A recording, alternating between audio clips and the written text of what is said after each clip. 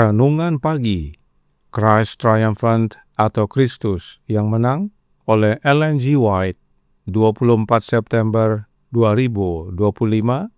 Mari kita berdoa. Bapa kami yang di sorga, Allah pencipta langit dan bumi, laut dan segala isinya, Allah yang maha besar, maha kuasa, sumber segalanya, yang kami sembah selalu melalui anak moyang tunggal, Yesus Kristus. Terpujilah Yesus, anak Allah yang maha tinggi, yang adalah kebangkitan dan hidup bagi kami. Pada pagi hari ini kami bersyukur boleh bangun dan berbakti, dan sebagaimana membaca dan mendengarkan nasihat firman-Mu, kiranya ini menjadi pembaharuan bagi kami semua, agar memilih Yesus dalam hidup ini, khususnya menerima karakternya, agar keselamatan boleh menjadi bagian kami. Beserta kami sepanjang perbaktian ini, kehendak-Mu yang jadi, ampun kami akan dosa dan salah, karena kami berdoa hanya dalam nama anak Allah yang tunggal, Yesus Kristus, yang adalah Tuhan dan Juru Selamat kami. Amin. Renungan hari ini akan dibacakan oleh Ibu Shower Kaviar. Kepada Ibu Shower, kami persilahkan. Selamat pagi saudara-saudari. Renungan kita pada pagi ini tanggal 24 September tahun 2025 berjudul, Maukah engkau memilih Yesus? Tetapi pada kamu ada kebiasaan bahwa pada Paskah aku membebaskan seorang bagimu. Maukah kamu supaya aku membebaskan raja orang Yahudi bagimu? Yohanes 18 ayat 39. Pertentangan besar antara Raja Terang dan Raja Kegelapan tidak mereda sedikit pun pengaruhnya seiring berjalannya waktu. Demi kita, Kristus menghadapi godaan setan yang menyesatkan dan meninggalkan bagi kita sebuah teladan tentang bagaimana mengalahkan setan dalam pertikaian tersebut. Ia menasihati para pengikutnya dengan mengatakan, "Kuatkanlah hatimu, aku telah mengalahkan dunia." Setan telah melakukan upaya yang luar biasa untuk melestarikan dosa. Ia mengarahkan semua agen jahatnya untuk berperang melawan Yesus Kristus dalam pertikaian yang aktif dan putus asa agar ia dapat meremukkan hati kasih yang tak terbatas. Ia membujuk orang-orang untuk tunduk kepada berhala dan dengan demikian memperoleh supremasi atas kerajaan-kerajaan duniawi. Ia menganggap bahwa menjadi ilah dunia ini adalah hal terbaik kedua setelah merebut takhta Allah di sorga. Dalam skala besar, ia telah berhasil dalam rencananya. Ketika Yesus berada di bumi, setan memimpin orang-orang untuk menolak anak Allah dan memilih Barabas yang secara karakter mewakili setan, ilah dunia ini. Tuhan Yesus Kristus datang untuk menentang perebutan kekuasaan setan atas kerajaan-kerajaan dunia. Konflik ini belum berakhir dan menjelang akhir zaman pertempuran semakin sengit. Menjelang kedatangan Tuhan kita Yesus Kristus yang kedua kalinya, agen-agen setan digerakkan dari bawah. Setan tidak hanya akan muncul sebagai manusia, tetapi ia akan menyamar sebagai Yesus Kristus, dan dunia yang telah menolak kebenaran akan menerimanya sebagai Tuhan di atas segala Tuhan dan Raja di atas segala Raja. Ia akan menjalankan kuasanya dan mengaruhi imajinasi manusia. Ia akan merusak pikiran dan tubuh manusia dan akan bekerja melalui anak-anak durhaka dengan cara yang memikat dan mempesona, seperti halnya seekor ular. Betapa indahnya dunia ini bagi makhluk-makhluk surgawi, betapa indahnya bagi Allah, Sang Pencipta dunia, untuk disaksikan. Wujud yang diambil setan di Eden ketika memimpin orang tua pertama kita untuk berbuat dosa adalah karakter yang membingungkan dan mengacaukan pikiran. Ia akan bekerja dengan cara yang sama halusnya seperti saat kita mendekati akhir sejarah bumi. Seluruh kuasa tipu dayanya akan dikerahkan kepada manusia untuk menyelesaikan pekerjaan menipu keluarga manusia. Begitu menipunya pekerjaannya sehingga orang-orang akan melakukan seperti yang mereka lakukan pada zaman Kristus. Dan ketika ditanya, siapa yang kamu kehendaki kubebaskan bagimu, Kristus atau Barabas? Seruan yang hampir menyeluruh adalah Barabas, Barabas. Dan ketika pertanyaan diajukan, jika begitu, apakah yang harus kuperbuat dengan orang yang kamu sebut raja orang Yahudi ini? Mereka berteriak lagi, salibkanlah dia. Dikutip dalam buku manuskrip 39 tahun 1894. Terima kasih, Tuhan Yesus memberkati. Terima kasih atas penata layanan Ibu Shower. Tuhan Yesus memberkati. Selamat pagi saudaraku dalam Tuhan.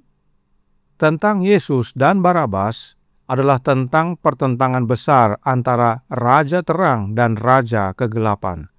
Karenanya Roh Nubuat berkata dalam manuskrip 39 tahun 1894 paragraf 10. Dalam banyak hal ia, yaitu setan, telah berhasil dalam rencananya dan telah memimpin orang untuk menolak Kristus dalam karakternya yang kudus dan memilih Barabas yang dalam karakternya mewakili setan, ilah dunia ini. Jadi, Barabas adalah pernyataan karakter setan, yaitu Raja Kegelapan. Karenanya, ada dua pilihan karakter, yaitu karakter Kristus yang kudus dan karakter setan. Dan karakter setan dinyatakan dalam Barabas. Jadi, waktu Pilatus memberikan pilihan kepada orang-orang Yahudi, apakah Yesus atau Barabas, sebenarnya Pilatus memberikan pilihan Yesus atau setan. Dan orang-orang Yahudi pilih setan daripada anak Allah. Tentang kondisi ini, Roh Nubuat berkata dalam The Review and Herald tanggal 9 Maret 1886 paragraf 17. Bala tentara malaikat yang menyaksikan adegan pengkhianatan dan penyaliban Kristus tahu bahwa setanlah yang merasuki Yudas dan menuntunnya untuk mengkhianati Kristus ke dalam tangan gerombolan pembunuh. Mereka, yaitu bala tentara malaikat sorga, juga tahu bahwa dialah yang mendorong orang banyak untuk berteriak, salibkan dia, dan bebaskan Barabas bagi kami. Setan kini telah mengungkapkan karakter aslinya sebagai pembohong dan pembunuh.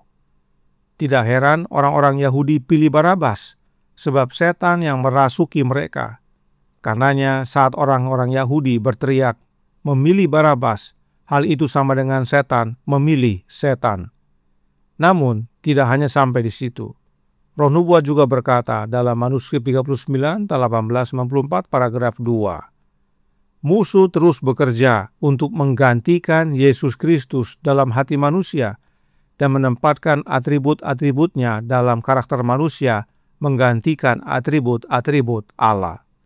Musuh dalam kutipan ini adalah Raja Kegelapan itu sendiri, yaitu setan.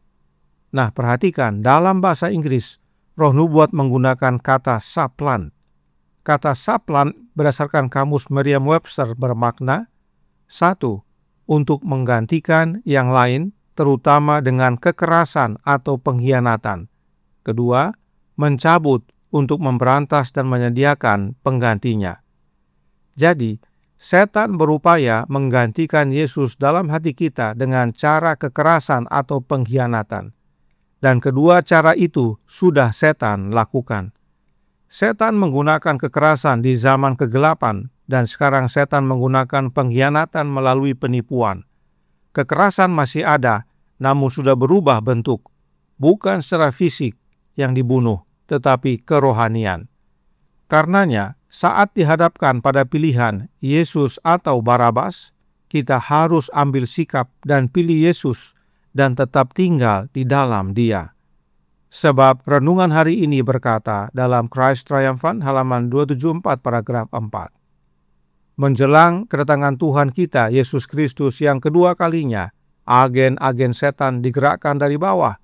Setan tidak hanya akan muncul sebagai manusia, tetapi ia akan menyamar sebagai Yesus Kristus, dan dunia yang telah menolak kebenaran akan menerimanya sebagai Tuhan di atas segala Tuhan dan Raja di atas segala Raja. Inilah cara setan gantikan Yesus dalam hidup kita. Inilah kekerasan yang setan lakukan, yaitu dengan menipu. Sebab demikianlah yang setan lakukan saat menjatuhkan Adam dan Hawa. Bahkan renungan hari ini nyatakan bahwa setan akan mengerahkan segala tipu dayanya agar manusia zaman sekarang melakukan hal yang sama dengan orang-orang Yahudi, yaitu memilih Barabas dan menyalibkan Yesus. Bukan secara jasmani lagi, tetapi secara rohani, yaitu karakter. Oleh sebab itu diingatkan kepada kita dalam suratnya nomor 74 tahun 1897, paragraf 13 yang berbunyi, kebaikan, penurutan, kelemah lembutan, kesabaran, dan kasih adalah ciri-ciri karakter Kristus. Jika Anda memiliki roh Kristus, karakter Anda akan dibentuk menurut karakternya. Saat dikatakan setan berusaha menggantikan Kristus dalam hidup kita, maka itu artinya setan berusaha menggantikan roh Kristus dalam hati kita dengan roh yang lain. Padahal, untuk memiliki semua karakter Kristus, kita perlu Yesus tinggal dalam hati kita, yaitu oleh kehadiran rohnya yang disebut roh Kristus. Jadi, peperangan sengit antara Raja Terang dan Raja Kegelapan terjadi di dalam hati kita. Di pihak manakah kita berada? Pilihan dari dulu sampai sekarang masih sama, yaitu Yesus atau Barabas. Karakter Yesus atau karakter setan. Itu sebabnya renungan hari ini bertanya, maukah engkau memilih Yesus? Kami yakin kita semua mau pilih Yesus, terima rohnya dan diubahkan menjadi serupa dengan karakternya. Tuhan memberkati, saya bawa dalam nama Yesus. Amin. Mari kita berdoa. Bapa kami yang di sorga, Allah pencipta langit dan bumi, laut dan segala isinya, Allah yang maha besar, maha kuasa, sumber segalanya, yang kami sembah selalu melalui anak-Mu yang tunggal, Yesus Kristus. Terima kasih atas nasihat yang penting sekali bagi kami, bahwa pilihan dari dulu tetap sama, yaitu Yesus atau Barabas. Sebab pertentangan sengit itu adalah hanya antara Raja Terang dan Raja Kegelapan, yaitu antara Yesus dan setan. Dan itu semua terjadi dalam hati kami. Karenanya tolong kami ya Bapa, karuniakanlah roh anak-Mu dalam hati ini, dan biarlah Yesus bertahta tetap dalam hati kami, meskipun tantangan banyak melanda dan setan dengan tipu dayanya. Kami boleh tetap teguh dalam Kristus dan menerima pembaharuan dan perubahan karakter dalam hidup kami, sehingga pada waktu Yesus datang kedua kali, kami layak mewarisi kerajaan-Mu, ya Bapa. Beserta kami sepanjang hari ini kehendak-Mu yang jadi, ampun kami akan dosa dan salah, karena kami berdoa hanya dalam nama Anak Allah yang tunggal, Yesus Kristus, yang adalah Tuhan dan Juru Selamat kami. Amin.